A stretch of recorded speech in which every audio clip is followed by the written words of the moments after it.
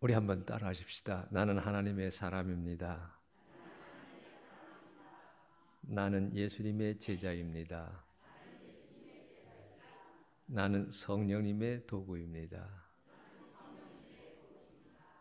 한 번 할 때마다 아멘, 아멘, 아멘 이렇게 화답하십시다. 나는 하나님의 사람입니다. 아멘. 나는 예수님의 제자입니다. 아멘. 나는 성령님의 도구입니다. 자, 시작. 나는 하나님의 사람입니다. 아멘. 나는 예수님의 제자입니다. 아멘. 나는 성령님의 도구입니다. 아멘. 옆 사람에게 축복합니다. 자, 따라하십시오. 당신은 옆에 계신 분 권사님 집사님이실 테니까 당신 하지 마시고, 자, 당신은 하나님의 사자. 시작. 아멘.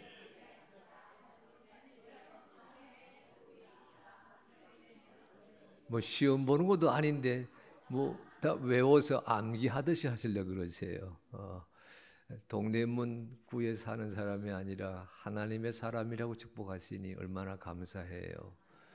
서울 이 외곽 지역에 사는 한 인생이 아니라 예수님의 제자라고 불러주니 얼마나 감사해요. 세상에 묻혀 살고 세속에 휩쓸려 사는 것 같았는데 아니다. 당신은 성령님의 도구입니다. 이렇게 인정해 주니 얼마나 감사해요. 자, 우리 한번 다시 한번 옆 사람 얼굴 보시고 축복합니다. 당신은 하나님의 사람입니다. 아멘. 자, 당신은 예수님. 자, 시작. 아멘. 다시. 당신은 성령님의 도구입니다. 아멘. 아멘. 봄에 시편으로 드리는 기도 탄원, 시편으로 드리는 기도 은혜, 시편으로 드리는 기도 회개, 시편으로 드리는 기도 고백, 시편으로 드리는 기도 소망했는데 다 잊어버렸을 거예요. 잊어버린 게 은혜입니다. 이제 4번 또 시간을 주셨는데 한번 따라 하십시오. 깨달음의 기도. 깨달음의 기도. 우리 박 목사님께서 저도 갖고 있지 못한 사진을 그 엘리베이터 걸어 놓으셨더라고요. 깜짝 놀랐어요. 저게 내 사진이 어디 저런 게 있었지. 여쭤봤더니 신문 기사에서 찾아가지고 하셨다고 그러셨는데, 네, 이 11월 달 4번에 걸쳐서 시편으로 드리는 기도 마감하게 되기를 원합니다. 오늘 읽은 말씀은 시편 92편입니다. 따라하십시오. 하나님을 묵상합니다. 다시 하나님의 은혜를 체험합니다. 다시 하나님을 묵상합니다. 다시 하나님의 은혜를 체험합니다. 우리가 기도하는 중에 하나님의 은혜를 묵상하는 기도가 있습니다. 새벽에 기도하고 날마다 기도하고 저녁에 기도할 때 우리 대부분의 기도는 나를 위한 기도, 우리를 위한 기도. 우리가 중보 기도한다 할 때에는 성도를 위한 기도, 이 사람을 위하여 드리는 기도가 우리가 드리는 기도 생활의 일반적인 모습이지만, 시편 성경이 우리에게 가르쳐 주시는 기도는 하나님을 위한, 하나님을 묵상하는 기도가 있습니다. 오늘 92편 말씀이 그 하나님을 묵상하는 기도 전형적인 경우에 해당하거든요. 그런데 오늘 말씀 읽으실 때에는 먼저 무엇부터 보셔야 되느냐? 시편 92편 1절로 15절 말씀 속에 하나님을 가리키는 그 하나님의 이름이 여호와인데, 따라하십시오. 여호와. 다시 여호와. 나는 스스로 있는 자다. 여호와. 예. 여호와는 하나님의 이름이 시편 90편 1절로 15절 거론되고 있는데 몇 번 거론되고 있는지 꼽으시면서 살펴보시기를 원합니다. 자, 우리 손가락 10개 안에 들어오거든요. 자, 저랑 다 같이 합독하시면서 자, 여호와 이 하나님의 이름이 몇 번 나오는지 확인해 보십니다. 자, 시작. 지존자여 시편금과 비파와 수금으로 여호와께 감사하며 주의 이름을 찬양하고 아침마다 주의 인자하심을 알리며 밤마다 주의 성실하심을 베품이 좋으니이다. 여호와여 주께서 행하신 일로 나를 기쁘게 하셨으니 주의 손이 행하신 일로 말미암아 내가 높이 외치리이다. 여호와여 주께서 행하신 일이 어찌 그리 크신지요 주의 생각이 매우 깊으시니이다. 어리석은 자도 알지 못하며 무지한 자도 이를 깨닫지 못하나이다. 악인들은 풀같이 자라고 악을 행하는 자들은 다 흥왕할지라도 영원히 멸망하리이다. 여호와여 주는 영원토록 지존하시니이다. 여호와여 주의 원수들은 패망하리이다. 정녕 주의 원수들은 패망하리니 죄악을 행하는 자들은 다 흩어지리이다. 그러나 주께서 내 뿔을 들소의 뿔같이 높이셨으며 내게 신선한 기름을 부으셨나이다. 내 원수들이 보응받는 것을 내 눈으로 보며 일어나 나를 치는 행악자들이 보응받는 것을 내 귀로 들었도다. 의인은 종려나무같이 번성하며 레바논의 백향목같이 성장하리로다. 이는 여호와의 집에 신겼으며 우리 하나님의 뜰 안에서 번성하리로다. 그는 늙어도 여전히 결실하며 진액이 풍성하고 빛이 청청하니 여호와의 정직하심과 나의 바위 되심과 그에게는 불의가 없음이 선포되리로다. 아멘. 모두 몇 번 나오지요? 7번 나옵니다. 8번 하신 분은 조금 하나 더 세시고 5번 하신 분은 참 인색하신 거고 7번 나오고 있습니다. 여러분 성경에서 7이라고 하는 숫자가 우리에게 가르치는 상징적 의미가 있습니다.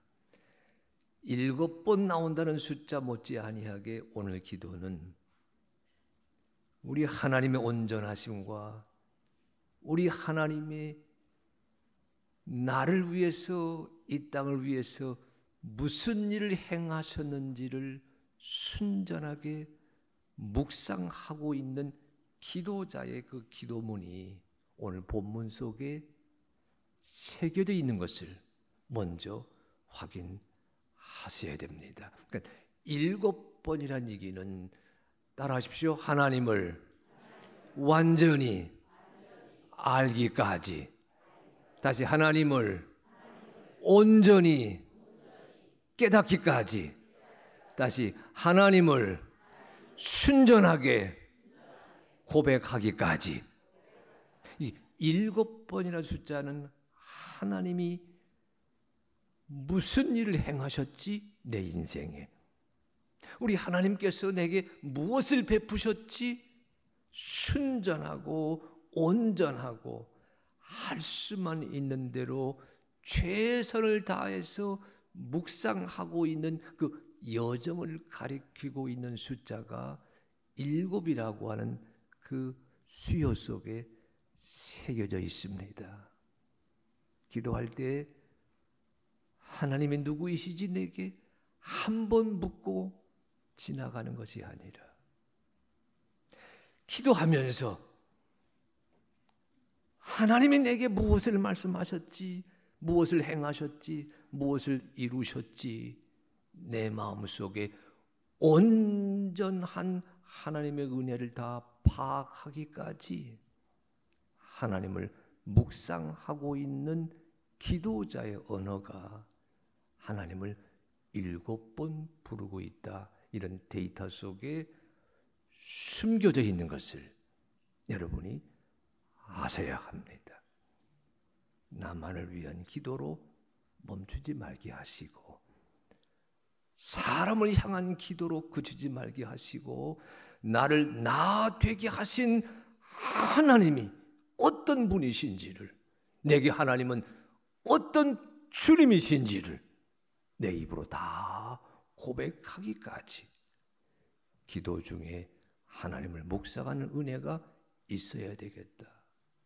그런 도전과 깨우침이 오늘 시편 92편 속에 아로 새겨져 있습니다. 시편 92편은 하나님을 이렇게 깨닫고 있어요.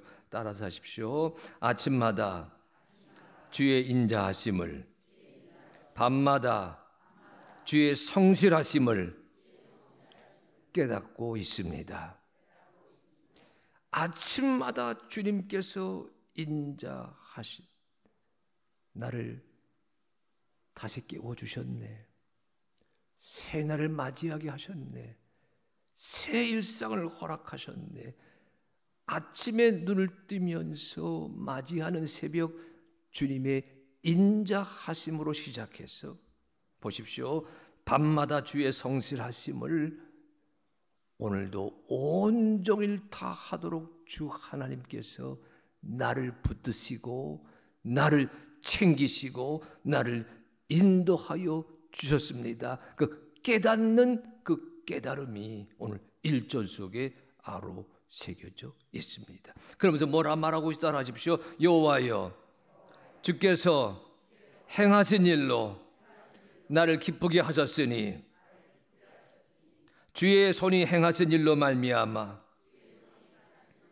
내가 높이 외치리이다. 계속하면서 따라하십시오. 여호와여, 주께서 행하신 일이 어찌 그리 크신지요.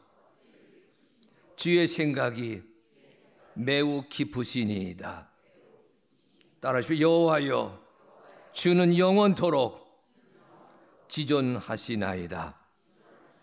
네, 하나님을 묵상하면서 하나님의 인자하심, 하나님의 성실하심, 그러면서 보십시오. 주께서 행하신 일로 말미암아 나는 기쁨을 누리고 있고, 주의 손이 행하신 일로 말미암아 나는 높이 찬양하는 인생을 살아가고 있다. 주님께서 행하신 일이 어찌 그리 크신지 너무나 신묘막증합니다.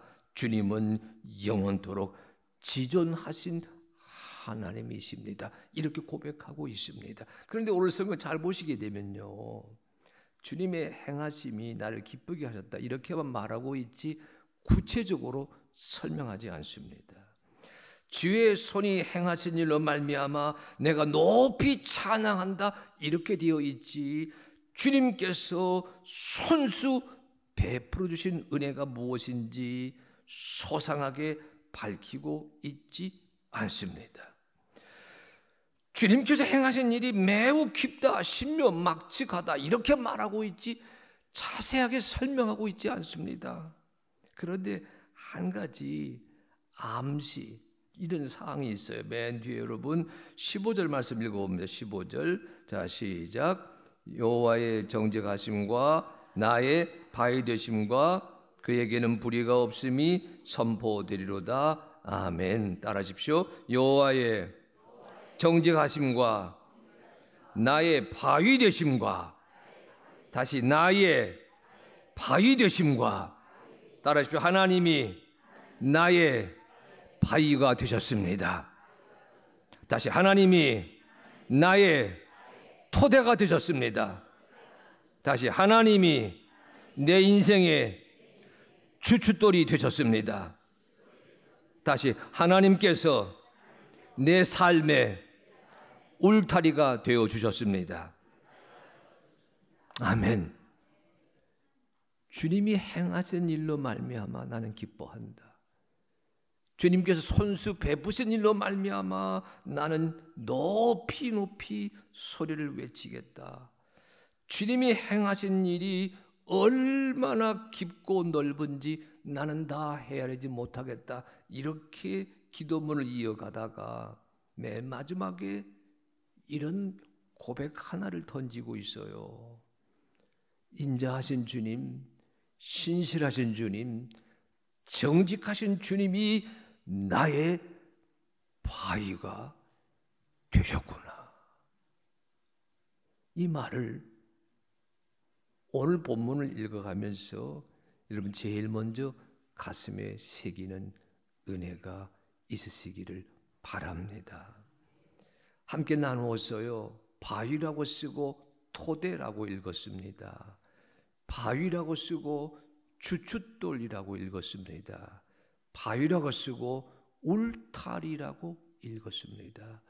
내 평생 살아오는 동안 하나님이 내 인생의 버팀목이 되시고 주춧돌이 되시고 울타리가 되시고 바위가 되어 주셨구나. 하나님 묵상하면서 하나님의 은혜를 그렇게 읊조리고 있습니다. 저는 이 말을 좀 쉬운 말로 바꾸어 보기를 원합니다. 살다 보게 되면 넘어질 때가 많이 있어요. 내 나이 50, 내 나이 40, 50, 60, 70, 80, 90을 향해 가면서 넘어질 때가 얼마나 많이 있었는지 우리 한두 성도의 입에서 쏟아질 때가 있습니다. 삶이 쉽지가 않아요. 저는 제가 기고하고 있는 글에서 최근에 삶을 이렇게 설명했어요. 따라하시기 바랍니다. 살아가기, 살아내기, 사라지기. 삶이라고 하는 우리 인생의 여정을 살아가기, 살아내기, 사라지기 세 마디로 나누어서 설명한 적이 있습니다. 살아간다라는 말보다 살아낸다라고 하는 말이 훨씬 더 적극적입니다. 하나님의 사람으로 살아내시기를 축복합니다. 그런데 하나님의 은혜로 살아낸다. 세상 많은 사람이 하나님을 부정하고 있지만 나는 그리스도인으로 살아내겠다 다짐하고 나서는 순간 우리는 어떤 은혜를 경험하느냐? 사라지는 경험을 하게 됩니다. 성령의 인도하심이 나를 성령의 도구로 사라지게끔 역사하여 주십니다. 이 나의 바위 되셨다. 하나님이 내 인생의 주춧돌이 되어주셨다.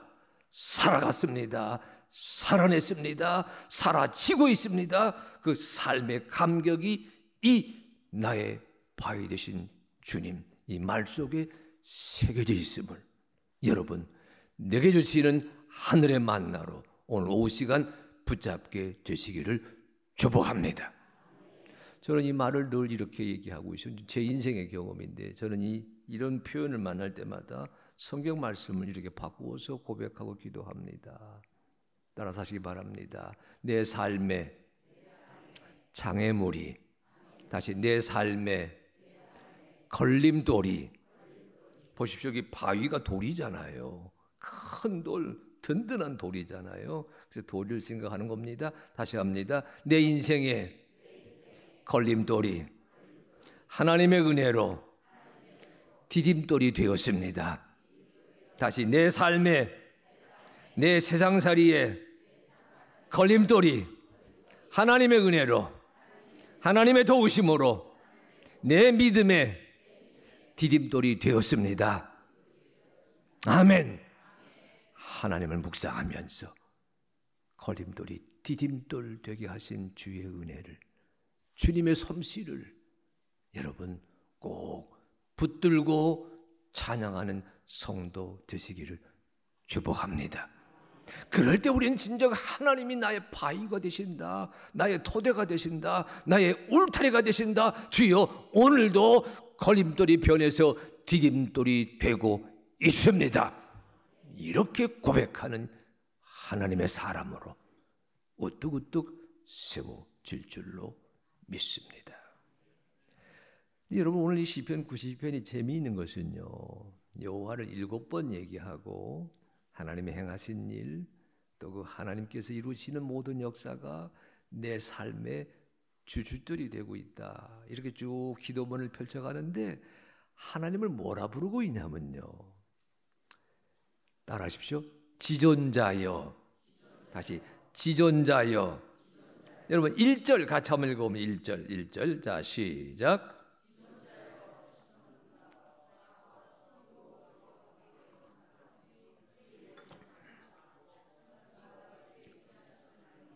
예, 미처 못 찾은 분이 계세요. 다시 한번 1절 같이 읽습니다. 자, 박자 맞춰 시작. 지존자여, 시편금과 비파와 수금으로 여호와께 감사하며 주의 이름을 찬양하고 아침마다 주의 인자하심을 알리며 밤마다 주의 성실하심을 베품이 좋으니이다. 아멘.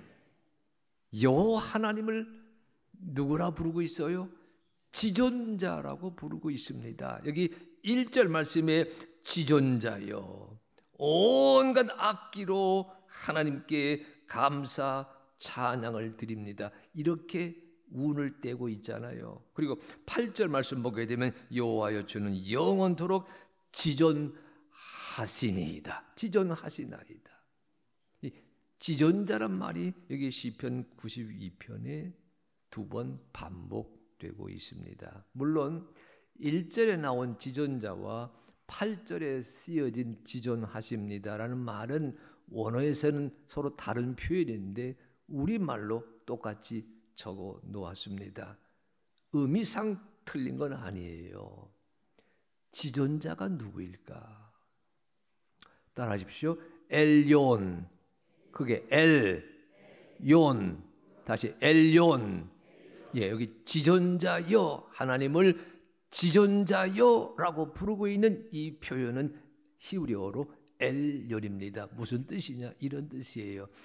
창세기 14장쯤 보게 되면 여러분, 아브라함이 살고 있던 마을, 사실 아브라함 마을은 아니에요.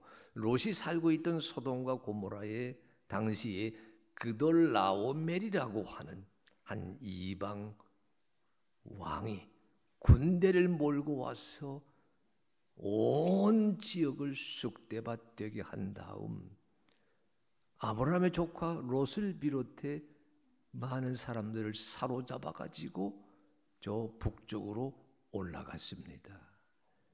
아브라함이 자기 집안에서 함께 거닐던 히브리 사람들 318명을 모아가지고 저 위에 다메섹까지 쫓아 올라가 그돌라오멜 군대를 다 격파하고 롯과 함께 빼앗아갔던 모든 것들을 다시 되찾아서 가나안 땅으로 돌아오게 되었습니다. 그 아브라함을 맞이하러 나간 하나님의 사랑 가운데 멜기세덱이라고 하는 살렘 왕이 있었어요. 멜기세덱이 그 아브라함 싸움터에서 승리하고 돌아오는 아브라함을 보면서 이렇게 축복합니다. 지극히 높으신 하나님께서 너에게 복을 주시기를 원한다. 이 창세기 14장에 그 지극히 높으신 하나님이라고 한 3번쯤 나오고 있는데 그 지극히 높으신 하나님이 엘요입니다. 그러니까 이 시편 92편 지존자여, 이 말은 뭐예요? 따라하죠. 지극히 높으신 하나님. 그게 지극히 높으신 하나님. 예, 지극히 높으신 하나님께 감사하고 찬양하고 있는 시인의 기도가 오늘 시편 92편의 프레임 얼개입니다. 하나님을 묵상하는데 하나님이 하신 일을 곰곰이 되새기는데 하나님이 어디 계시느냐? 지극히 높은 곳에 계신다. 이렇게 소개하고 있어요. 여러분, 지극히 높은 곳이라는 곳 어디입니까? 우리가 살아가는 삶의 환경에서 가장 높은 곳이 어디지요? 1번 옥상, 2번 남산타워, 3번 하늘 몇 번이지요? 3번. 제가 다 답을 주잖아요. 지극히 높으신 하나님은요, 이 세상에 많은 신들을 통솔하시는 위치에 계신 하나님, 이런 뜻도 되지만 그 하나님의 계심을 묵상할 때 우리 하나님은 저 높은 하늘에 계신다, 이렇게 사색하고 있는 언어입니다. 하나님 어디 계신다고요? 저 높은 하늘에 계신다. 근데 여러분, 저 높은 하늘, 여러분, 하늘색이 무슨 색일까요? 야, 얼굴 표정이, 이거 초등학교도 아니고 뭐 그런 거 물어봐요, 목사님. 뭐 그런 거 같은데, 아니 의도가 있어 물어보는 거예요. 여러분, 하늘 색깔이 무슨 색깔이지요? 파란색이지요. 파란색. 해넘이 해돋이 때에는 붉은색이 되고요. 그런데 여러분, 세상 어디를 가나, 남반구를 가나 북반구를 가나 하늘은 파랗지요. 산소 때문에 그렇습니다. 해가 돋을 때, 해가 질 때 온 창공을 붉게 물들이긴 하지만 파란색이 하늘 색깔이다, 틀린 대답은 아닙니다. 그런데요, 우리 선조들, 지금 우리가 다 이렇게 지금 뭐 대한민국 3만 불, 4만 불 시대를 살아가고 있는 선지국 대열에 들어서 있습니다만, 우리 선조들, 조선시대 우리 선조들은요, 하늘을 바라볼 때에 하늘 색깔을 파란색이라고 부르지 않았습니다. 우리 오후 예배에 오신 분들은 다 이렇게 천자문을 알고, 저쪽 동네 몇 사람은 빼놓고 다 천자문을 알고 계신 분들이니까, 천자문 첫 행, 여러분, 천자문은 여러분 사행시 204구절 250개가 모여서 천자문을 이루고 있는데, 여러분, 자, 처음 네 글자 천자문 한번 해볼까요? 하늘천자 시작.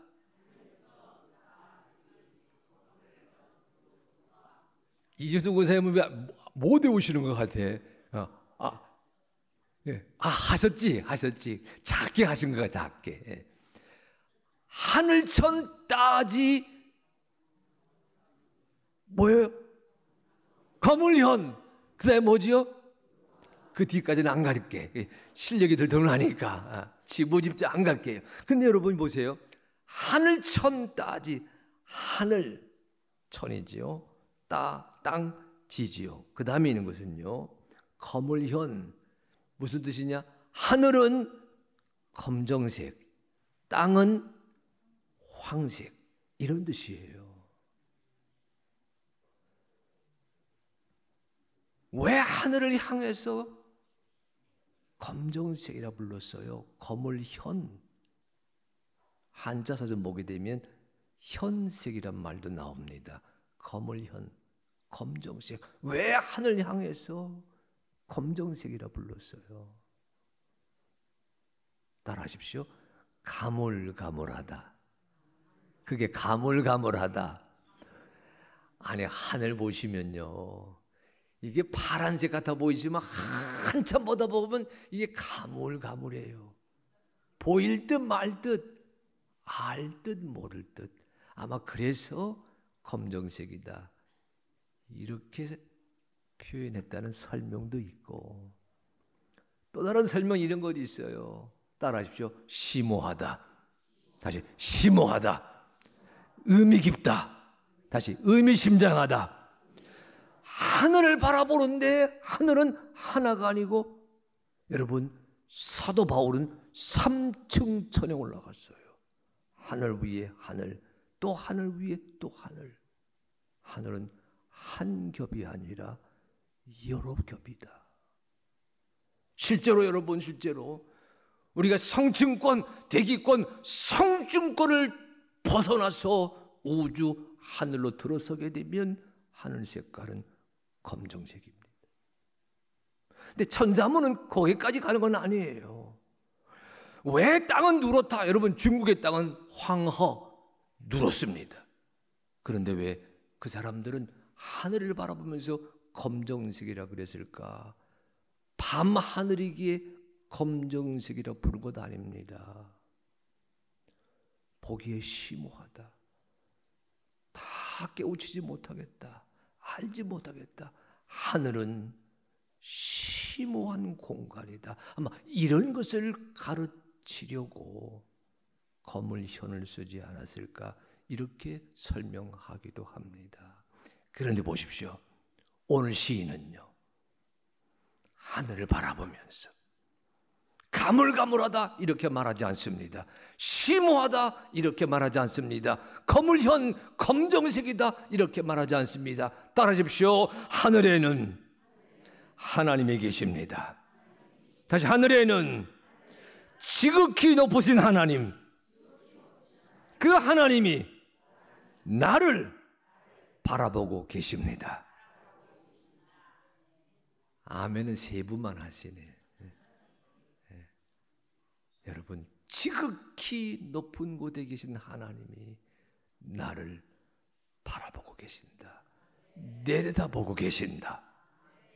오늘 본문에서요, 지존자여 주는 영원토록 지존하시니이다. 이 말 속에는 지극히 높은 곳에 계신 하나님이 오늘도 우리를 내려다보고 계십니다. 이런 간증을 써 놓았습니다. 근데 우리 예수님은요, 지극히 높으신 하나님을 설명할 때 거기다 이런 말씀 하나 붙였어요. 따라하십시오. 하늘에 계신 우리 아버지. 다시, 하늘에 계신 우리 아버지. 예, 엘리온, 지존자, 지극히 높으신 하나님, 그분을 가리켜 우리 예수님은 하늘에 계신 우리 아버지여, 아버지의 뜻이 우리에게 이루어지기를 원합니다. 이렇게 설명해 놓았습니다. 여러분, 지극히 높으신 하나님 품에 안기시는 성도이신 줄로 믿습니다. 아버지 하나님 품에 늘 안겨 계시는 아들, 딸인 줄로 확신합니다. 그런데 오늘 성경은요, 지존자여라고 할 때 앞에 이런 타이틀 하나 붙여놨어요. 여러분, 90편, 시편 92편 앞에 이런 제목이 있네요. 제목 같이 읽어볼까요? 제목. 안식일의 찬송. 시작. 안식일의, 따라하십시오. 안식일의 찬송시. 오늘 시를 가르쳤어. 안식일의 찬송시 이렇게 부르고 있습니다. 창세기 2장 1절, 2절, 3절 그 본문이 안식일에 무슨 일이 있었는지를 알려주는 첫 번째 성경 말씀입니다. 여러분, 창세기 2장 다 펴셔서 1절, 2절, 3절 같이 한번 읽어봅니다. 창세기 2장 1절, 2절, 3절입니다. 자, 시작. 천지와 만물이 다 이루어지니라. 하나님이 그가 하시던 일을 일곱째 날에 마치시니 그가 하시던 모든 일을 그치고 일곱째 날에 안식하시니라. 하나님이 그 일곱째 날을 복되게 하사 거룩하게 하셨으니 이는 하나님이 그 창조하시며 만드시던 모든 일을 마치시고 그날에 안식하셨음이니라. 아멘. 그 안식일, 하나님께서 안식하신 날이다. 이걸 일깨워주는 맨 첫 번째 증언, 그게 창세기 2장 1절로 3절이거든요. 근데 이 말씀에는 이런 의미가 숨겨져 있습니다. 하나님이 세상을 지으신 창조의 기사가 창세기 1장 2절부터 시작이 되는데, 여러분, 하나님께 세상을 모두 몇 날 동안 지으셨지요? 1번 하루 만에 지으셨다. 2번 엿새 동안 지으셨다. 몇 번? 제가 답을 다 가르쳐 주잖아요. 엿새 동안 지으셨습니다. 뭘 봐서 하냐면요, 여러분 성경 펴 보십시오. 책임 보십시오. 자, 창세기 1장 5절 보게 되면 이런 말씀이 있어요. 하나님이 빛을 낮이라 부르시고 어둠을 밤이라 부르시니라. 같이 읽습니다. 시작. 저녁이 되고 아침이 되니 이는 저녁이 되고 아침이 되니 이는 첫째 날이다. 시간의 흐름을 전해주고 있습니다. 자, 두 번째 날, 여러분 8절 말씀 보십시오. 하나님이 궁창을 하늘이라 부르시니라. 같이 합니다. 시작. 저녁이 되고 아침이 되니 이는 둘째 날이니라. 아멘. 13절 같이 읽습니다. 시작. 저녁이 되고 아침이 되니 이는 셋째 날이니라. 아멘. 자, 여러분 넷째 날이 어디 있지요? 19절 가자. 시작. 저녁이 되고 아침이 되니 이는 넷째 날이니라. 23절 시작. 저녁이 되고 아침이 되니 이는 다섯째 날이니라. 자, 여러분 맨 마지막 31절. 자, 1장 시작. 하나님이 지으신 그 모든 것을 보시니 보시기에 심히 좋았더라. 저녁이 되고 아침이 되니 이는 여섯째 날이니라. 시간의 흐름을 저녁이 되고 아침이 되니 이는 몇째 날이다. 이런 방식으로 소개하고 있습니다. 묻습니다. 안식일 날 7번째 날입니다.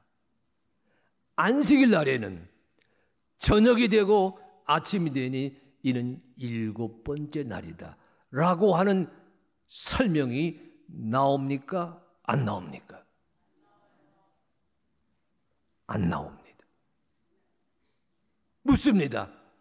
안식일 날에는 7째 날에는 저녁이 없었기에 저녁이 되고 아침이 되니 이는 7째 날이다. 이런 표현이 생략되었지요. 저녁이 없으니까 저녁이 되고 아침이 되니 이는 7째 날이다. 이런 표현이 빠진 것 아니겠어요? 고개 끄덕거리시면 안 돼요. 흔들리면 안 돼. 분명히 여러분 저녁이 되고 아침이 되니 이는 첫째 날, 이는 둘째 날, 분명히 7째 날에도 저녁으로 상징되는 아픔, 흑암, 어두움, 시련은 있었습니다. 성경의 구도가요. 따라하십시오. 저녁에서 아침으로, 다시 크게 고난에서 부활로, 다시 크게 시련에서 찬송으로. 성경이 가르치는 시간표, 그건 늘 고난에서 부활로 가는 구도입니다. 아픔에서 찬송으로 가는 구도입니다.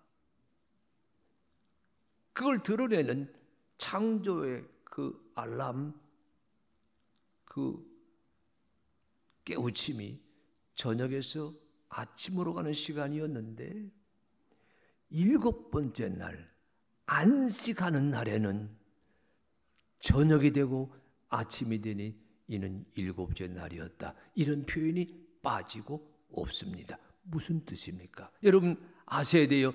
그날에도 저녁은 있었습니다. 7번째 날에도 저녁으로 상징되는 아픔, 억압, 고난, 흑암 분명히 존재하고 있었습니다. 그런데 성경은 이 창조신앙, 이게 안식일 신앙, 이게 주일 신앙입니다. 그런데 이 성경 창조신앙은 의도적으로 7번째 날에는 저녁에 대해서 거론하지 않습니다. 무슨 뜻입니까? 안식일의 찬송시 시편 90편 타이틀이 그리 되어 있잖아요. 거기엔 이런 뜻이 숨겨져 있습니다. 따라하십시오.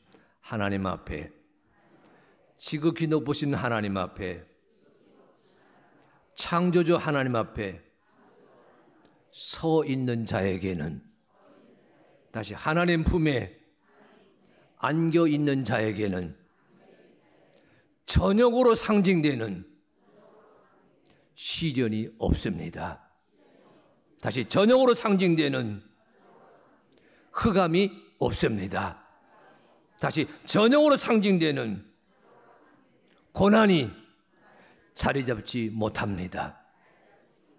아멘. 안식일의 찬송시란 타이틀에는 그런 의미가 있어요. 세상에 묻혀 삽니다. 휩쓸려 삽니다. 얼마나 힘든지 몰라요. 며칠 전에 제가 섬기던 교회 한 젊은 집사님이 카톡을 보내왔어요. 목사님이 늘 우리 어머니 위해서 기도하신 줄 압니다. 제가 그 어머니의 아버지 장례도 모셨고 그 어머니의 남편 장례도 내가 모셨기 때문에 마음 한구석에 참 딱하다. 늘 기도했던 사람입니다. 그 어머니 얘기를 하면서 그러나 그 어머니가 우리 아들, 딸들을 이렇게 저렇게 힘들게 해요. 목사님 좀 도와주세요. 카톡이 왔습니다. 제가 보기에는 그 딸도 힘들고 그 아들도 힘들고 그 엄마도 힘들고 얼마나 힘들었으면 교회를 떠난 목회자에게 좀 이 문제 좀 해결해 주세요. 제가 기도하자고 답장 보냈어요. 작정기도 끝나면 엄마랑 당신 김경미 집사님이랑 동생이랑 우리 내외가 한번 초대하겠다. 그때 얘기하자. 삶이 쉽지 않습니다. 그런데 여러분, 지극히 높으신 하나님 품에 안겨 있는 자에게는 시련이 사라집니다. 고통이 사라집니다. 고난이 사라집니다. 이것이 뭐예요? 신앙생활의 현 주소라고 하는 것을 전해주고 있습니다. 돈 때문에 아파합니다. 건강 때문에 힘들어합니다. 관계 때문에 어렵습니다. 그렇지만 지극히 높으신 하나님 앞에 서 있으면 아까 얘기하지 않았어요? 내 삶의 걸림돌이 내 신앙의 디딤돌 된다라고 오늘 성경이 일깨워 주는 것처럼 하나님 앞에 서는 자는요, 눈물이 변해서 간증이 되고 상처가 변해서 찬양이 되고 시련이 변해서 신앙 고백이 되어집니다. 이것이 안식일 찬송시의 의미입니다. 그러니 오늘 본문 읽으면서 이리 기도하고 다짐하시기 바랍니다. 따라하십시오. 하나님이여, 지극히 높으신 하나님이여, 내가 주님 앞에 섰습니다. 내 인생의 저녁이 사라지는 줄로 믿습니다. 아멘. 그것을 깨닫고 확인하기에 하는 고백입니다. 여호와여, 주께서 행하신 일이 어찌 그리 크신지요, 주의 생각이 매우 깊으시니이다. 이런 하나님을 체험하며 살아가는 사랑하는 성도이시기를 축복합니다. 오늘 시편 92편은요, 하나님 묵상하면서 하나님을 깨닫고 하나님이 어떤 분이신지를 체험하고 있지만 동시에 이런 진리 하나도 깨닫고 있습니다. 세상에는 두 종류의 인생이 있다는 것을 깨닫고 있어요. 자, 그 말씀이 특별히 9절 이하에 나오고 있는데 여러분 9절 말씀 같이 읽습니다. 9절, 자 시작. 정녕 주의 원수들은 패망하리니 죄악을 행하는 자들은 다 흩어지리이다. 여러분, 주님께서 원수, 그러니까 주님의 원수가 되는 자들이 세상에 존재한다. 여러분, 이 시편 92편 말고 시편 1편 말씀으로 하게 되면 악의를 가리킵니다. 어리석은 자를 가리킵니다. 하나님 없다고 소리치는 자를 가리킵니다. 세상에는 하나님 모르고 사는 자가 있어요. 하나님 없다고 우기는 자가 있습니다. 하나님 계시지만 하나님 품에서 떠나 살고 있는 존재가 분명히 있습니다. 그런데 다른 한편에는 또 어떤 인생이 있느냐? 이런 인생이 있어요. 여러분 같이 읽어봅니다. 자, 92편, 자 12절 말씀, 12절, 자 시작. 의인은 종려나무같이 번성하며 레바논의 백향목같이 성장하리로다. 아멘. 하나님을 묵상하다가 지존자, 지극히 높으신 하나님을 묵상하면서 그 신앙의 깊이가 더해지고 그 신앙의 넓이가 넓어지는 그런 체험을 기도 중에 경험하다가 사람들을 살펴보니까 사람은 둘로 나뉘어지는구나. 주님의 원수가 되는 자들, 말하자면 악한 자들이 있고, 다른 한편에서는 의로운 자들, 여기 12절 말씀하게 되면 번성하며 성장하는 의인 같은 인생도 우리 속에 존재하는구나. 인생을 둘로 나누어 보고 있습니다. 그런데 여러분, 그 의로운 자를 향해서 이리 말하고 있어요. 12, 13절 같이 읽어봅니다. 12, 13절. 자, 시작. 의인은 종려나무같이 번성하며 레바논의 백향목같이 성장하리로다. 이는 여호와의 집에 심겼으며 우리 하나님의 뜰 안에서 번성하리로다. 아멘. 기도하면서요, 무엇을 감사할까요? 무엇을 찬양할까요? 내가 의인이라고 불려지는 자리에 소속되어 있음을 감사하고 깨닫는 은혜가 있으시기를 원합니다. 여러분, 제가 의인이라고 하는 글자를 가만히 새겨보았어요. 어젯밤에 자료 하나 준비했습니다. 보여주실래요? 저 의인, 우리가 의인하게 되면 오를 의자를 씁니다. 사람인 자. 근데 제가 오를 의자를 우리 오늘 오후 예배 시간 시편 말씀을 함께 나눌 성도들에게 좀 다른 각도에서 좀 풀어보고 싶었어요. 자, 여러분 그 오를 의자 보게 되면 어떤 글자지요? 양양자 더하기 나아자입니다. 양이란 글자가 위에 있고 한자어지요. 그 밑에 있는 낱말은 자기 아자, 나아자예요. 그런데 저는 그 나아자를 곰곰이 뜯어보았어요. 한자 나아자를. 보십시오. 나는 무슨 글자가 조합됐어요? 손수 더하기 창과. 여러분, 자, 손 한번 들어보십시오. 한번 오른손 인지 두 번 들으셔가지고 나자 한자로 한번 써보. 저기 답이 다 나와 있으니까 한번 그려보는 거예요. 자, 시작. 써봅니다. 잘 쓰시네요. 다 옛날에 한자 읽고 오신 성도 같으세요. 그런데 뭐 나자가 제게 굉장히 도전적이에요. 손수 더하기 창과. 무슨 뜻이냐면요, 여러분, 나라고 하는 존재는요, 내 손에 늘 무엇이 들려 있어야 돼요? 창칼이 들려 있어야 돼요. 그래야 살아갑니다.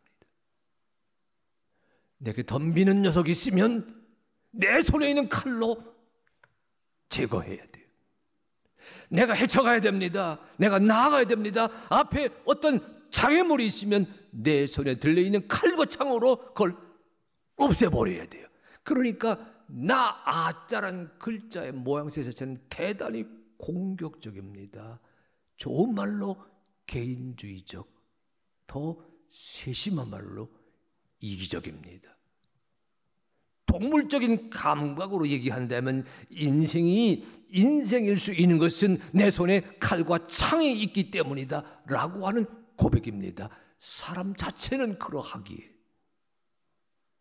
선하지가 않다는 뜻이에요. 온전하지 못한다는 의미입니다. 그런데 우리 한자 보십시오, 여러분. 나라고 하는 존재는 손에 칼과 창이 있어야 돼요. 내 직업이 뭐든 내 사업이 뭐든 내가 무슨 일을 하든 내 손엔 삶의 도구가 있어야 됩니다. 그런데 여러분 그 오를 이자를 보게 되면 나 아자 위에 뭐가 있어요? 뭐가 있어요? 입은 뒀다가 어디다 쓰시려고 대답하네. 자, 뭐가 있어요? 양이 있습니다. 양양자가 있습니다. 제가 어젯밤에 저 양양자를 곰곰이 묵상하는데 무슨 생각이 버뜩 들었느냐. 요한계시록 19장 말씀이 떠올랐어요. 여러분 요한계시록 19장 다 한번 펴보십니다. 자, 요한계시록 19장 신약성경 저 맨 뒤에 있는 19장 9절 말씀.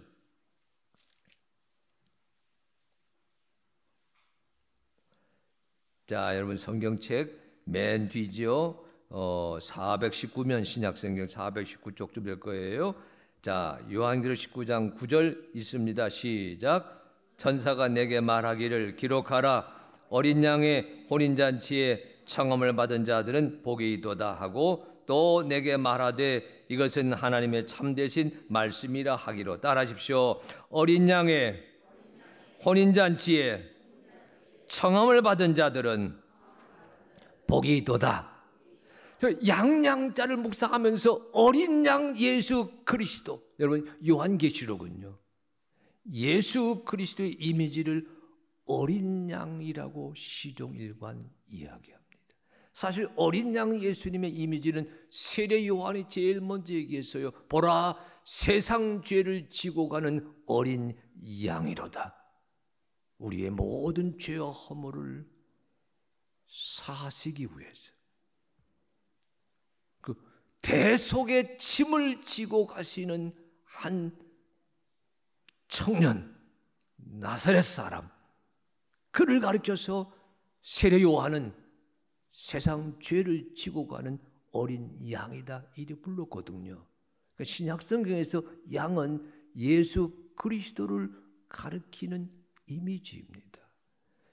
요한계시록은요 그 어린 양 예수께서 새 하늘과 새 땅을 새롭게 만드시는 주인공으로 우뚝 도들새김하고 있는 본문이거든요. 뭐라 말하고 있느냐?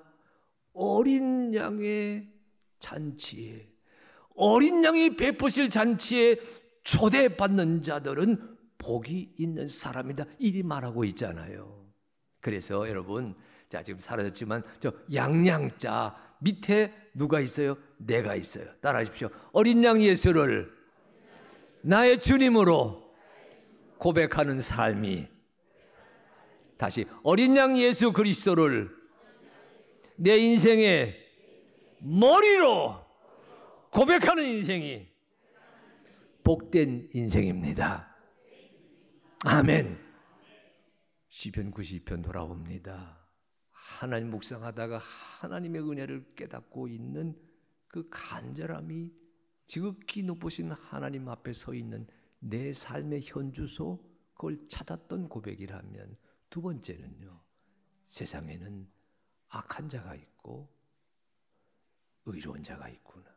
세상에는 하나님을 모르는 자가 있고 하나님을 아는 자가 있구나.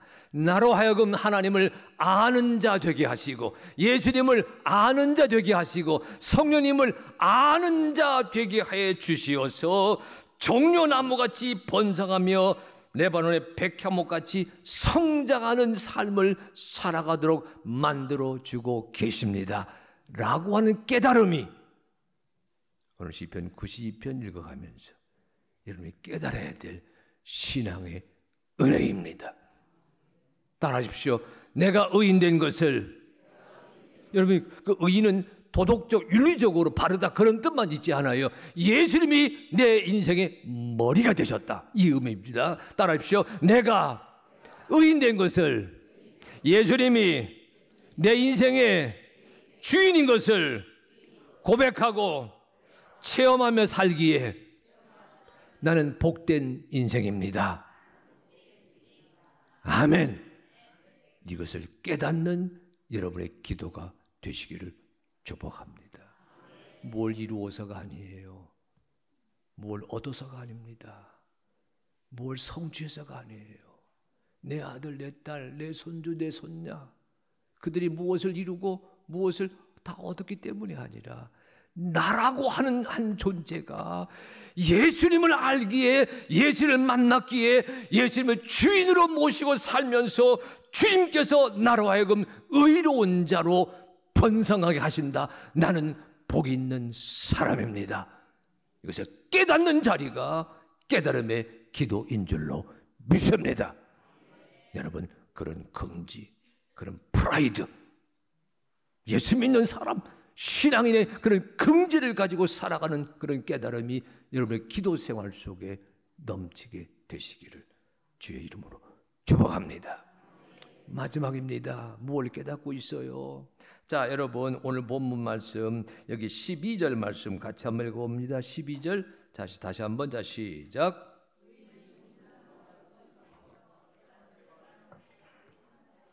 따라하십시오. 종려나무, 백향목. 여러분, 시편 92편 이 말씀, 이 기도를 하고 있는 이 시인의 세계, 그들에게 나무의 대명사는 종려나무와 백향목입니다. 이들에게는요.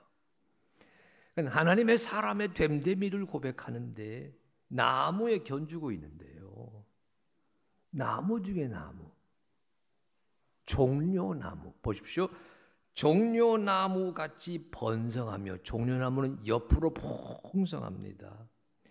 레바논의 백향목 같이 성장하리로다. 이 백향목, 레바논 백향목은 하늘 향해서 100m, 150m 곧게 자라는 나무입니다. 그러니까 수평과 수직의 차원에서 풍성함, 열매 맺음, 넉넉함, 행복의 대명사로 종려나무와 백향목이 거론되고 있습니다. 저는 이 말씀 보면서도 이런 생각 가져봅니다. 주여, 우리 성도들이, 우리 그리스도인들이 하나님을 나의 주, 나의 하나님, 나의 아버지 고백하는 자들이 삶에서 풍성하게 하시고 삶의 깊이와 높이가 높이 솟구치고 깊이 뿌리 박도록 인도하여 주시옵소서.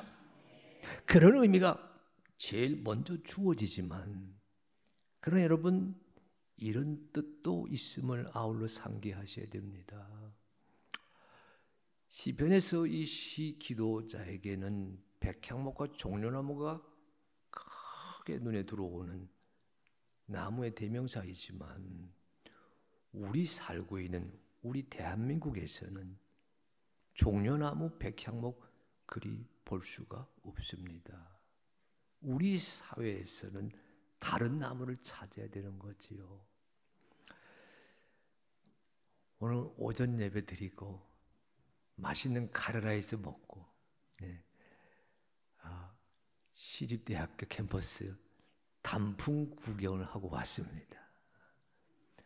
많이 졌더라고요. 지난주가 절정이었을 것 같아요. 오늘은 단풍이 낙엽이 되어서 떨어지고 있는 그런 모습을 보면서 그래도 참 좋은 가을 보내기 하고 왔습니다. 우리에게 나무는 무슨 의미일까요? 제가 여러분 오늘 오후 예배 참석하신 우리 성도님들과 나누고 싶은 시가 하나 있어요. 여러분 잘 모르시겠지만 왕대일 목사는 여러분 글 잘 씁니다. 국문학 하려고 그랬어요, 사실은요. 하나님이 인도하셔서 목사 되게 하셨는데, 제가 11월 되면 읽고 있는 시 중에 하나가 도종환 시인의 단풍 드는 날입니다. 한번 보여주실래요? 큐! 여러분 그 단풍 드는 날, 즉 저작권이 있는 시이기 때문에 여러분 다 하긴 어렵지만 저는 첫 번째, 두 번째 연 참 좋아합니다. 여러분 보이시나요? 한번 읽어보실래요? 자, 시작.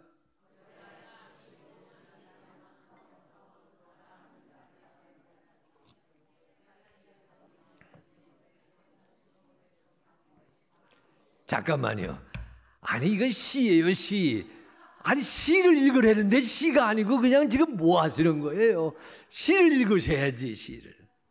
제가 이렇게 읽어볼게요. 제가 좋아하는 연이 첫 번, 두 번째 연인데, 버려야 할 것이 무엇인지를 아는 순간부터 나무는 가장 아름답게 불탄다.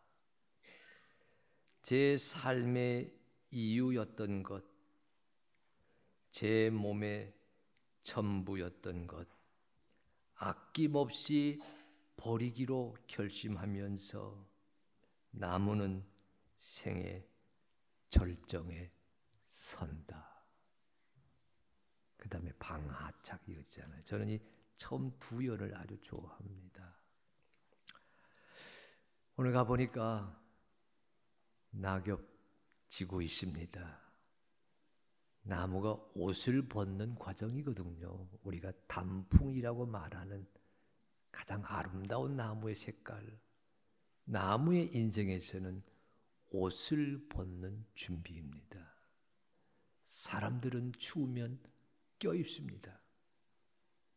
나무의 겨울나기, 나무는 겨울을 맞이하기 전에 지금까지 지니고 있던 모든 것을 다 내려놓습니다.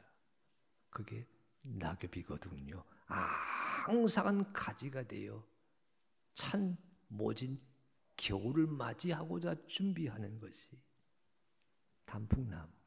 아니, 대한민국을 살아가는 봄, 여름, 가을, 겨울이 있는 이 아름다운 사계절을 살아가고 있는 우리에게 주고 있는 나무의 교훈입니다.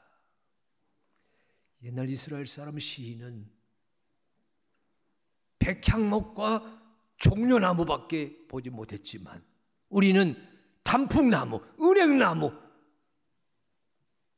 곱게 생의 절정에 서 있는 모습인 것처럼 느껴졌는데 그 순간 자기 몸에, 자기 인생의 전부였던 것을 아낌없이 버리기로 결심하면서 낙엽지면서 나무는 비로소 나무답게 살아간다고 하는 것을 오늘 성경 읽어가면서 새삼 깨닫게 되었습니다. 그런데 묻습니다, 여러분. 오늘 오후 예배 오신 성도들 묻습니다. 여기 시인 노종환이 뭐라 말했냐면요. 따라하십시오. 자, 나무는 아낌없이 버리기로 결심하면서 생의 절정에 선다. 여러분, 저는 이 대목을 참 의미심장하게 읽어보았어요. 하나님 앞에 서게 되는 그 순간 언제인지 모르지만 주여, 오늘이 내 생의 절정인 것을 깨닫게 하여 주시옵소서. 날마다 살아갑니다. 날마다 반복됩니다. 언제 주님 앞에 서서 내 삶을 주님께 보고하는 순간 맞이할 줄 모르지만, 그러나 보십시오, 그날이 온다고 하는 것을 기억하면서 아낌없이 버리기로 결심하고 있는 그 공간과 시간 속에서 내 인생은 항상 생의 절정에 설 수가 있습니다. 기도하면서 주여, 내가 하나님의 집에 심겨졌기에, 여러분, 자 13절 같이 읽습니다. 13절, 자 시작. 이는 여호와의 집에 심겼으며 우리 하나님의 뜰 안에서 번성하리로다. 따라하십시오. 여호와의 집에 심겨졌기에, 성도이기에, 교인이기에, 청년이교회 성도이기에, 청년이교회 식구이기에 우리 하나님의 뜰 안에서 번성하고 있습니다. 아멘, 아멘. 이 11월의 나무를 보면서 오늘 기도 읽어가며 내게 주시는 주의 은혜를 갈무리하는 역사가 한 분 한 분에게 임하게 되시기를 축복합니다. 덤이 하나 있어요. 덤. 네. 모든 장사에도 덤이 하나 있잖아요. 그 덤이 뭔 맨 여러분 14절입니다. 같이 읽으시면 14절. 자 시작.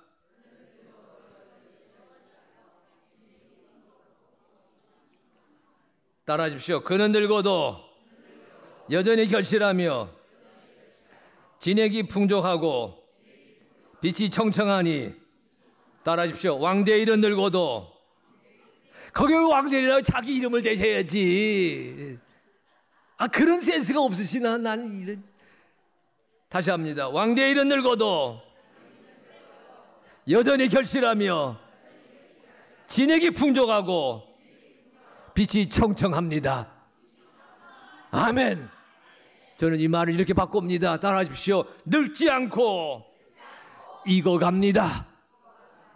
크게 늙지 않고 익어갑니다. 아멘. 아멘. 하나님의 집에 심겨져 있기에, 이 교회의 성도이기에, 청년이 교회의 식구이기에 기억하십시오.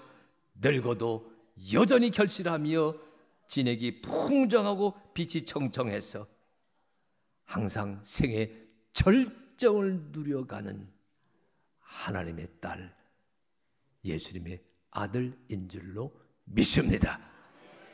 그 은혜를 누려가는 복된 성도 되시기를 주의 이름으로 축복합니다. 하나님 아버지 고맙습니다. 기도하면서 하나님을 묵상하는 은혜 나뉘어 주시옵소서. 하나님의 행하심이 얼마나 크고 놀라운지 내 삶의 언어로 반추할 수 있도록 우리 성도들 인도하여 주시옵소서. 기도 중에 깨닫기를 원합니다. 악한 자 보면서 부러워하지 말게 하시고, 예수님이 나의 머리가 되신 의인이 되었기에 내 삶이 항상 번성하고 성장하고 있다고 고백하도록 인도하여 주시옵소서. 하나님, 11월의 나무를 보면서 깨닫습니다. 내 생의 절정을 고백하는 그리스도인들 되게 하여 주시어서 늙지 않고 익어갑니다. 간증하게 하여 주옵소서. 예수님의 이름으로 기도드립니다. 아멘.